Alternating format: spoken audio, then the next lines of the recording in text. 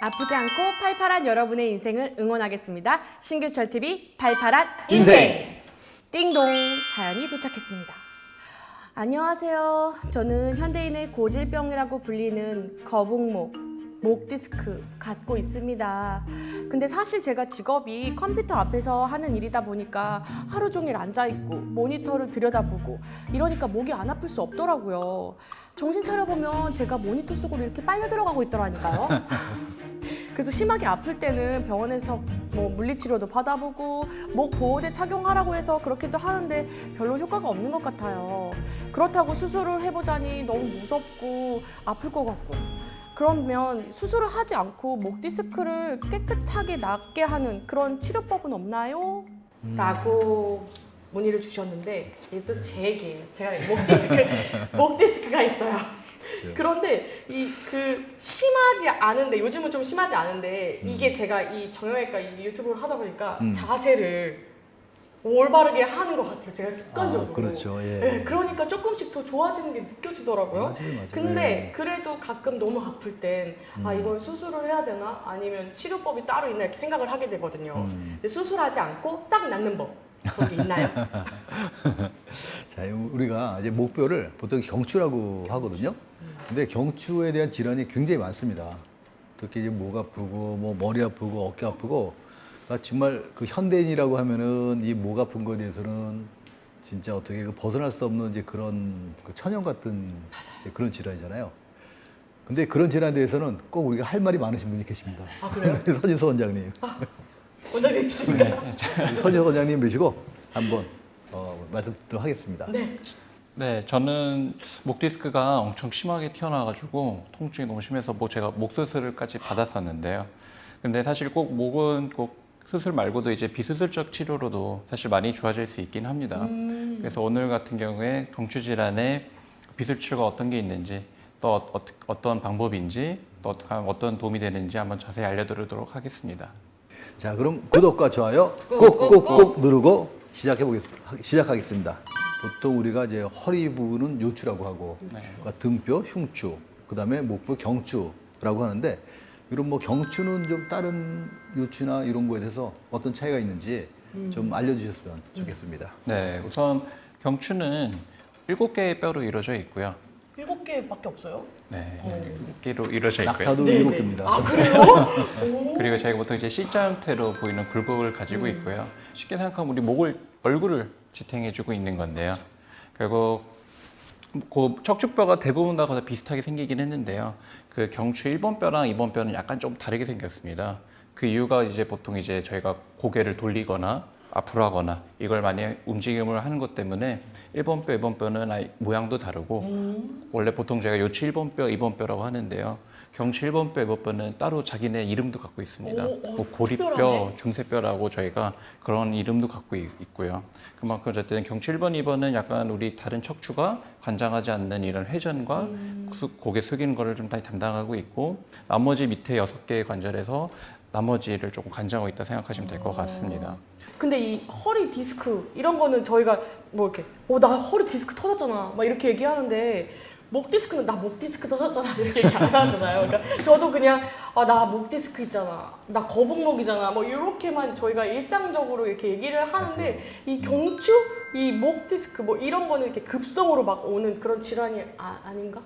아니요. 아프지 않은가? 막 이런 생각이. 아니요. 목 디스크가 터져서 오신 환자분들이 있습니다. 많죠. 예. 근데 있어요? 그럼요. 허리보다는 적은 부분이지 목 디스크도 터지면 환자분들이 이런 날개 죽지 쪽이나 뒷목 쪽 또 이게 손까지 쭉 내려오는 거 방사통이 엄청 심합니다. 오. 그래서 이 팔을 계속 뭐 한 자세를 계속 갖고 있다든지 아니 밤에 못 주무셔서 오시는 분들도 되게 많고요. 근데 목 디스크가 허리 같은 경우는 우리 몸을 다 전반적으로 이렇게 받쳐주고 있다고 생각을 하면 경추 같은 경우는 이제 머리만 이렇게 받쳐주기 때문에 약간 조금 빈도가 낮은 것 같기도 하고요. 급성 말고 이제 목 같은 경우는 그래서 만성적인 병 말씀하신 것처럼 거북목 이런 게 되게 많은데요.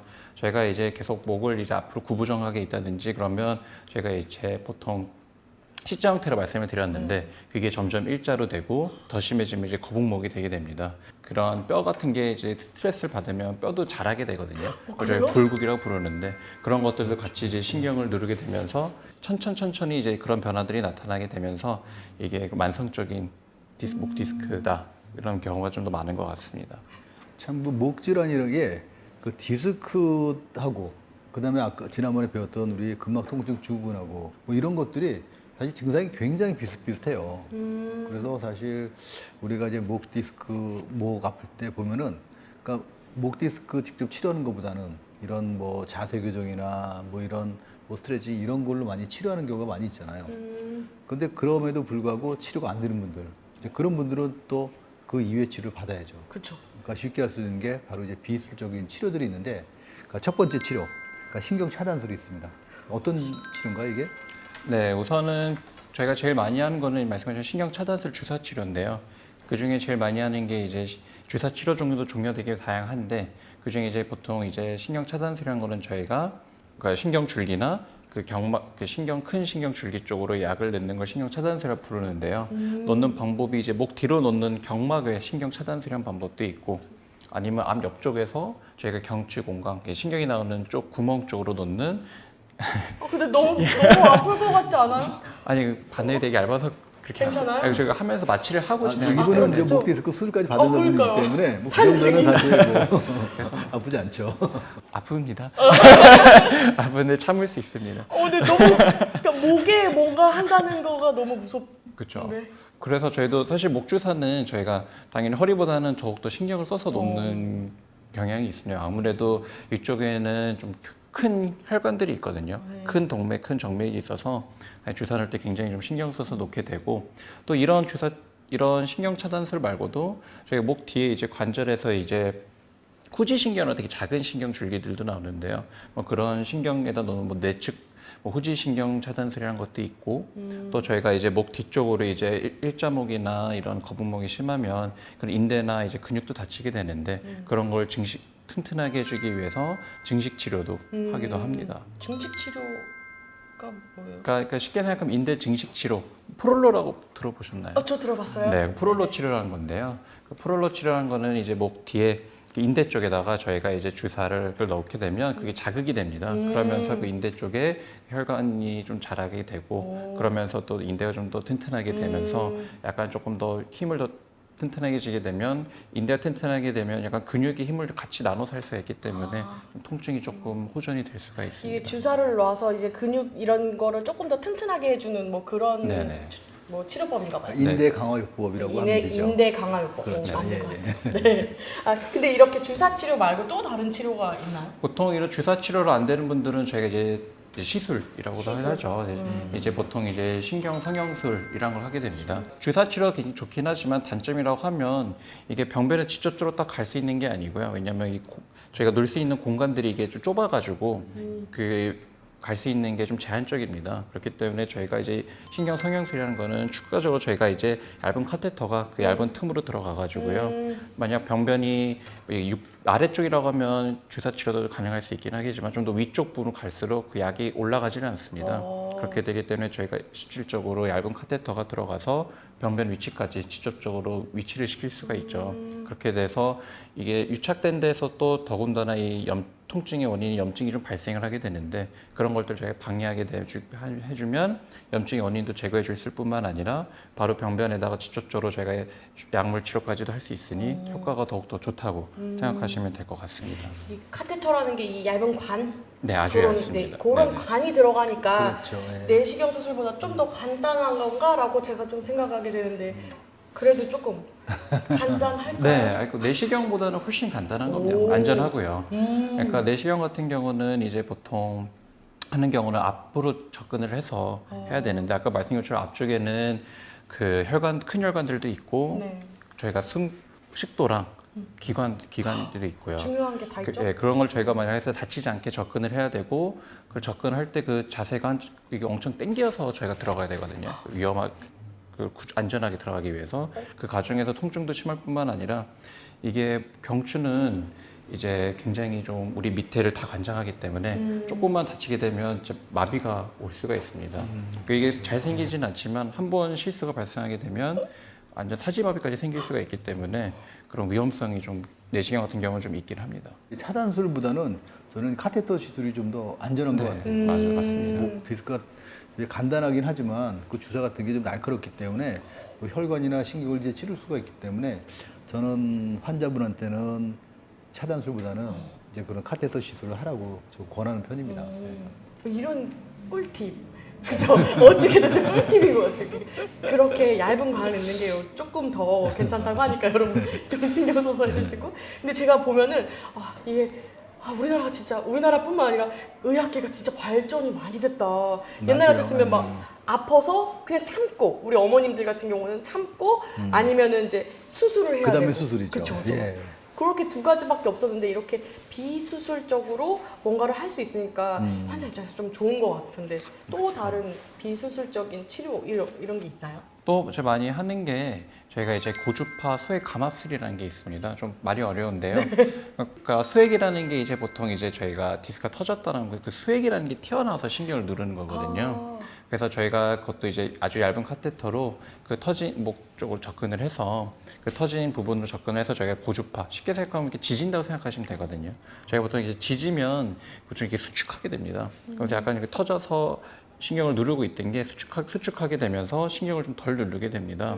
그러면서 그런 신경을 누르는 협착증이나 디스크가 좀 풀리게 되면 신경이 이제 눌리질 않게 되니까 통증이 좀 많이 좋아집니다. 여태까지 우리가 목에 대해서 이제 비수적인 치료에 대해서 얘기를 나눴지만 뭐 사실 목은 지난번에도 얘기했던 것처럼 실제로 그러니까 디스크 질환 때문에 생기는 것보다는 뭐 자세 이상이라든지 이런 뭐 생활 습관이라든지 이제 그런 경우 때문에 오는 경우가 많거든요. 우리 서원장님 뭐 언제부터 아팠죠? 저는 레지던트 몇 년차 때?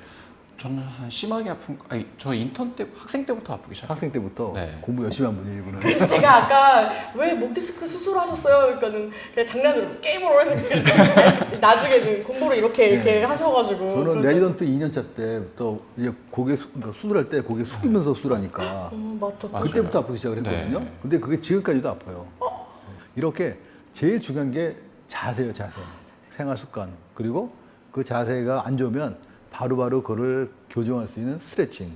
이제 그게 제일 이제 중요하거든요. 맞아요. 그러니까 이제 여러분들께서도 이런 그 안 좋은 질환, 그러니까 수술까지, 시술까지 가기 전에 미리미리 이런 이제 바른 자세를 이제 취하는 게 굉장히 중요합니다. 또 저희가 하는 거 있잖아요. 리핏 홈트. 예, 거기 들어오셔서 항상 늘 이제 바른 자세와 스트레칭 많이 하시면은 꼭 이렇게 시술 같은 거 안 하고도 좋아질 수 있는 확률이 제가 보기엔 90% 이상이라고 봐요. 잠깐 여러분들 지금 다 이렇게 다 지금 모니터 앞으로 나오고 계시죠? 그러니까 그러지 마시고 바른 자세. 되게 어려운 운동 배우는 거 아니고 이제 화면에서는 조금 재밌게 또 전문가들과 함께 하니까요. 지금 문자로 무료로 할 수 있으니까 신청하시면 될 것 같아요. 맞아요.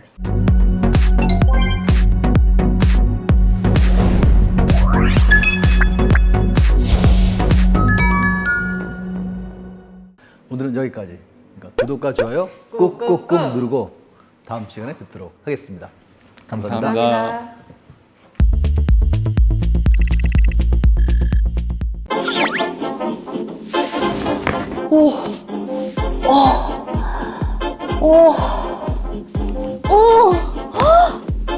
오, 대박. 오. 너무 시원한데?